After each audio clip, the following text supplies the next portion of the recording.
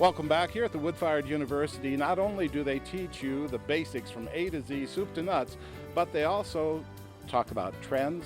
And right behind us here, this is pretty interesting, the Himalayan salt plate. And Tommy, this is kind of new, very trendy, but I guess it's pretty good for you as well because there's a lot of nutrients that can come out of this and give a different taste to the food. Is that right? Yeah, absolutely. I mean, this is wood-fired cooking. Unfortunately, these poor little ovens kind of get pigeonholed into being pizza ovens. But they are so much more than that. They are an oven, right?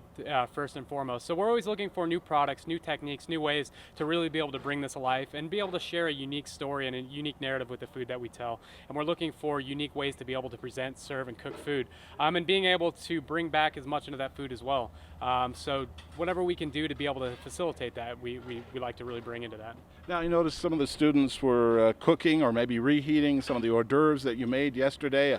A bacon-wrapped date filled with goat cheese. Is that close enough? Yeah, absolutely. I mean, that's exactly what it is. A little bit savory, a little bit sweet, and a lot of deliciousness. Now, they didn't have to do anything other than set them on the block. The block was in the oven, and everything came together. The heat of the oven, the salt from the block, and those hors d'oeuvres were just out of this world. No, absolutely. I mean, we're bringing in some, like you said, those trace minerals. We're going to be bringing in a little bit of that salt as well. And then it's a nice thick piece of nice thick piece of salt here, so it's actually going to give us a nice even heat. So it's going to give us a better cooking temperature, so it's going to sear it a little bit, but then also maintain that moisture, maintain that deliciousness, and really allow us to highlight the essence of the food without having to overcomplicate it with a huge spice and flavor profile.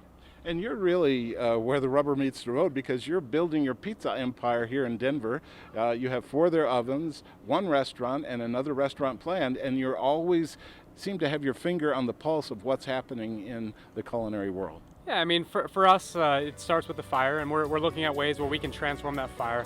The basic of, the fundamental transformational effect that fire has on people and food itself, and being able to tell that story again. So we're looking for ways to be able to do that. How do we take this unique element, kind of the most primal cooking technique, but bring it forward into the 21st century to transform food in a new way and to be able to forge new connections and new experiences for our guests. Chef Tommy Garnick, Brava Pizza, thank you so much for being on again. Absolutely, we appreciate it, and I look forward to seeing you around.